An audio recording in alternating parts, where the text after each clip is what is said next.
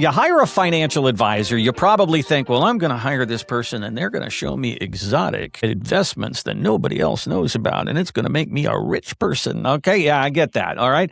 But there are a lot of people that think that you don't have to do that. Boring is better. The people at Vanguard, they follow Jack Bogle. They call themselves Bogleheads. And they came out with an article that says all you need is these three things. Three things only: a U.S. stock market index fund, an international stock market index fund, and a U.S. bond index fund. That's not very exotic, and that's kind of boring, actually. But do you think somebody could run their retirement with just three funds like that? How many do you have to have? Well, I think you need more than three funds. I truly believe that. All right. Because, if you have the U.S. stock market fund, that might be more like the S&P 500, right? Sprinkled all into one fund. Follows the index, right?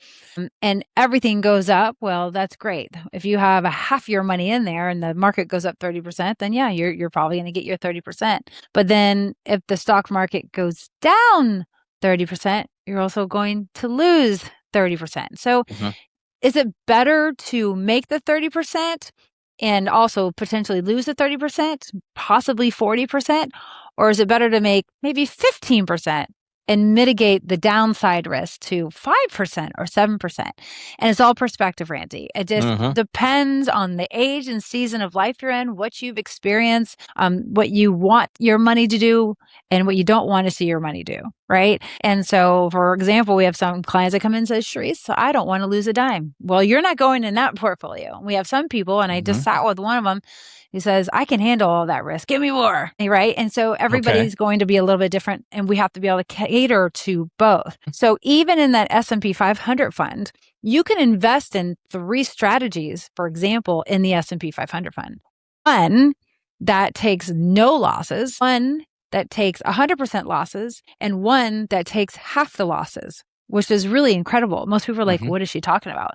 Well, that is exactly what we do in our office to split up the diversity inside that risk bucket at the same time, depending on the season of life you're in. And most clients want all three of those buckets. Same thing with the international fund and the bond fund.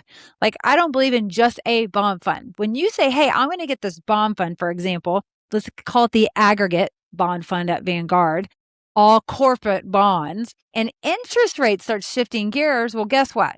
Vanguard ain't moving those bonds fast enough to protect you, so those bonds are losing money, right?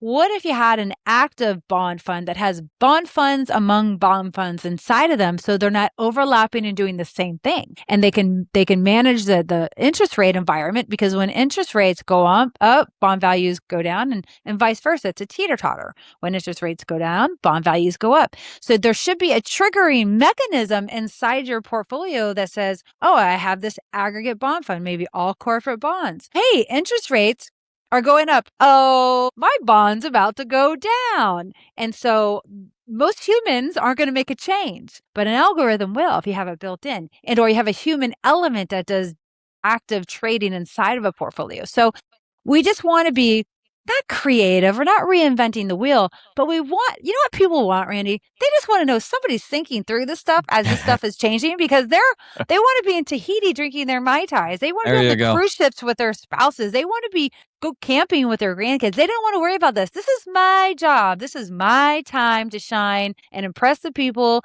that are trusting us most. And it's their time to not give a care and make sure they don't run out of money and all their accounts just lose 50%. And now they're just like, okay, well, we got to cancel that trip and this trip and that trip, right? And that's what people want. But no, you shouldn't just have a U.S. fund. You shouldn't just have an international fund. And no, you shouldn't just have a bond fund. I call this the dumb fund. That's the dumb plan. And so I know some people are like, oh, that's a little rude. Yes, it is rude, because I've seen it just not work. I've also seen it work. But does it work when you start living on your retirement dollars? And the answer is, if the market's going down, no. If interest rates are going up, no. If, anything could be happening, right? And there's a lot of noise out there today. So, we're not trying to seek a 50% return, right? I just had a review with a client. We made 47% one of his accounts. His other account did 25. The other account did 15. The other one did 8. And I said, are you so okay with this strategy? He went, absolutely, because when the market crashes, he's like, that 8% account ain't going to go down 50%. He's like, I have peace of mind knowing that, Charisse. And so It's bobbing and weaving, and not all of our money has to be making those double-digit returns, because it's not what you make, it's what you keep. I love what you said there about the 3 things you should be worried about are maybe Hawaii, Alaska, and Cancun, not index funds and bond funds and international funds. Let's get our priorities straight. That is why you would bring all of this to Charisse and let her worry about that part. You worry about having fun and having a great time in your retirement.